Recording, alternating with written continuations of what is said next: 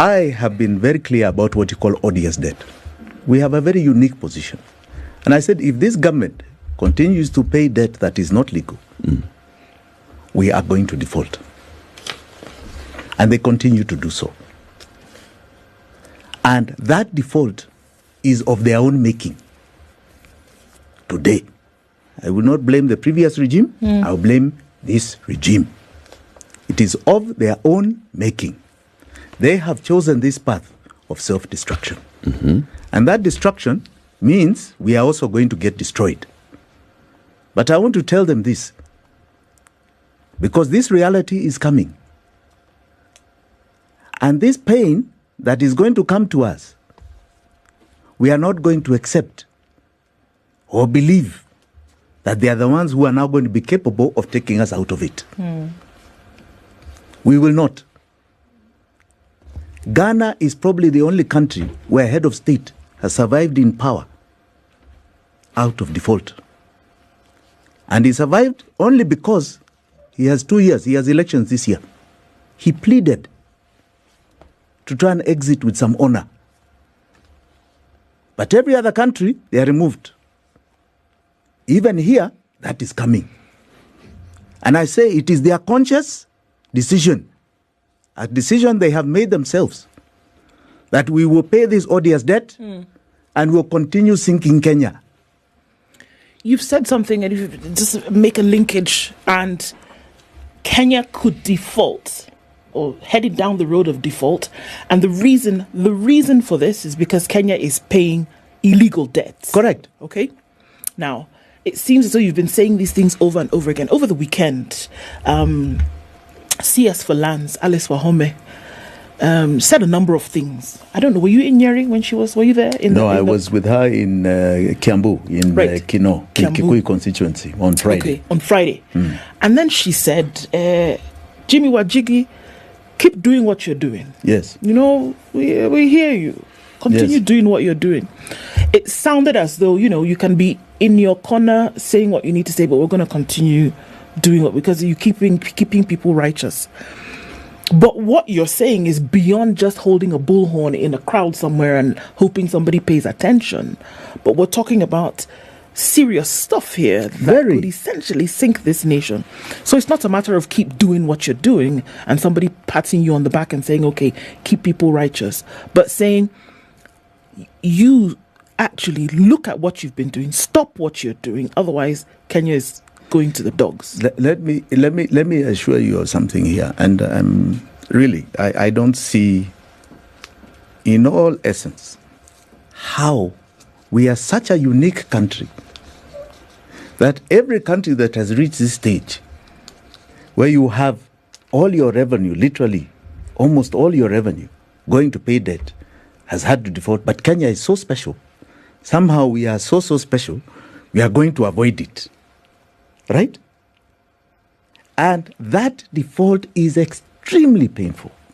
Now, we have sung this for over 1 year, that this is the danger ahead. And it's because you are paying this debt. They have refused to listen. So they are consciously taking us to that situation of collapse. They are, in fact, with a lot of zeal, making sure that they come and cause us even more pain by taking more and more of our money in taxation, frustrating every business you can think of, every producer you can think of, right? To pay this odious debt, this illegal debt, and still collapsing us.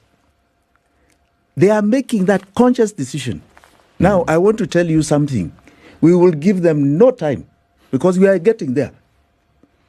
I can tell you here, we will give them no time to imagine that we believe they can get us out of it. So what will you do?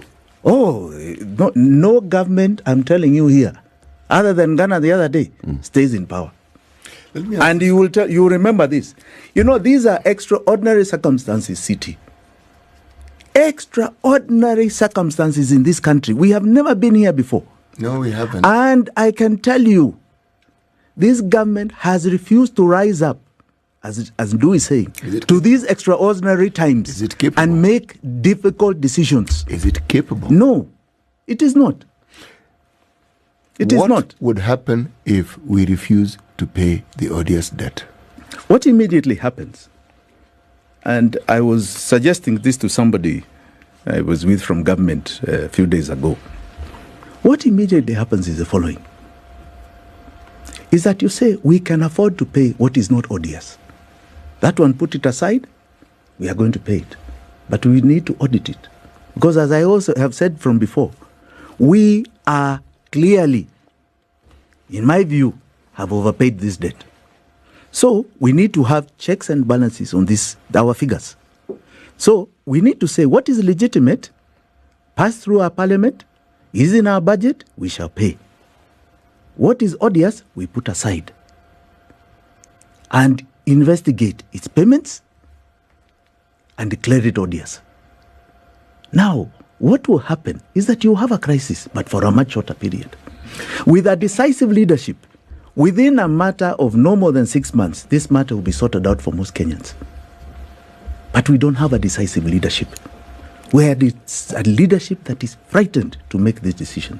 We have a leadership that is captured by interests of this odious debt. We have a leadership that has refused to rise up to the occasion of these extraordinary circumstances. Let me ask another question, Jimmy. What percentage of our debts is comprised of the odious debt? In our view, Yes. 70%. Hey. Oh, Jimmy. Yes. 7 trillion shillings. 70%, yes. Let me update you. Let me update you. When we started screaming about debt, It was 9 it was at trillion. 8.4. July 2022. Today, January, it is at 11 trillion.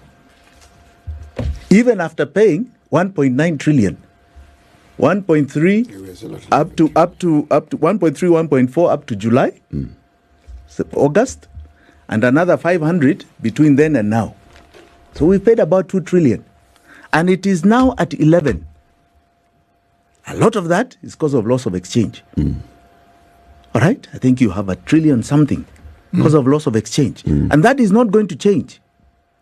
But you can see the trajectory. The trajectory keeps going like this, and yet we are still being taxed, and yet it is chewing more and more of our revenue as a percentage of its return. Your estimation is that 70% of that 11 trillion Yes.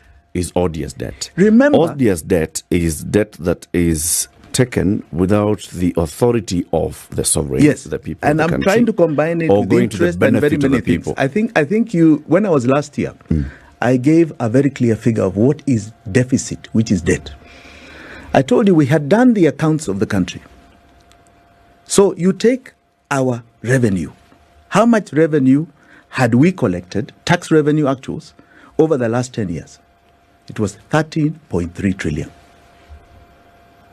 What was our expenditure? Our expenditure, we categorized this way over the last 10 years. This is up to June 2023. We categorized this way. Development was 6 trillion. What was the county expenditure? Over 10 years. What were the salaries over 10 years? What were the operations? What were the pensions over 10 years? We removed debt payments. And that came to 14.6 trillion. So our deficit was about 1.2, 1.3 trillion over 10 years. Do you know how much we borrowed? 7.7 trillion. For what? 6.5 trillion above what was required, which is like 60 years worth of debt in advance that we pay today. It was not needed. That is the odious debt. What was it needed for? What did it fund? It didn't fund any shortfall that we had. So what was it? Now, there's no way we can pay it. There's no way we can ever pay it. But the journey for refusal to pay this debt that has been incurred to by the government to whoever has lent us the money has to start somewhere. Yes. Has to start by looking at, first, was it legally acquired? Correct. Through legal instruments. Correct. So were there legal instruments No. that were breached in the acquisition of this debt? Absolutely. There were legal instruments that were continually breached. Which? It was not in the budget. It was never passed by parliament. It was never in the appropriations bill, which is the budget. It never went as a line item to be expended for any project in this country because you can only borrow for development. In the short term, you can borrow from the overdraft and bills, which are 1 year. Yep. Full stop. Right? So these bonds, for example, that the banks have given the government, what project did they fund? Because they are medium term to long term. What have they funded? Nothing. They don't exist. What did the Eurobond fund? Show me where it is a line item in the budget. We came here and we explained to you and showed you what SGR was about. So the instruments that we use to ascertain all these things, Jimmy, number one would be the budget making process, and this is the Parliament. The law. Okay. The law. If it has not gone through Parliament, then it has. This is an expenditure that has been made without the authority of the sovereign. Correct. Through their representatives in Parliament. Correct. Then number two, lack of tracking that this has gone to the benefit of the people would be the Auditor General's reports. Correct. That would highlight that I do not see what it was expended for. Where this money has gone to. Correct. Do we have those corresponding reports from the Auditor General that actually show there's a 6 trillion shillings here that has not gone to be expended in accordance with the law? That then can be used to say this is odious debt. Or do we just use our own calculations? No, I can assure you these were their records that we have looked at. Whose and records? all we removed, the budget, the Treasury records and the Auditor General. All we have removed is debt payments. Remove all the debt payments. That's all. And that is the figure. And what we have done is something very unique. It's called a forensic audit. A forensic audit is not just a sabu. It is to look at the law and where it has been flouted. You look at every expenditure in relation to the law, the Constitution. I'll give you an example, because we've done it also with the housing levy, which is a very current debate. Right? You tell me where Parliament has approved the housing levy, Article 220(221) of the Constitution, which says expenditure and revenue estimates. Show me the revenue or expenditure estimates of the housing levy. It doesn't exist. Show me in the appropriations bill where the housing levy is there. It doesn't exist. Show me in the Ministry of Housing where there's a line item called low-cost housing development. Doesn't exist. Does not exist. The only place housing levy exists is in the finance bill. Is in the collection. As a levy in the collection. But to be spent on what? Estimated on what? There's not even an estimate. In the revenue estimate, they should have done, we expect to collect so much. Like now, fuel levy, it is there. It does not exist. So this government is perpetuating the things of the past. Are you telling me that it is legal? It is not. A judge called Majanja even gets rights and says, okay, they didn't put the revenue estimates, but it's in the appropriation bill, and even quotes the appropriation bill. Where? Which appropriation? The one he's quoted, it doesn't exist. It does not exist.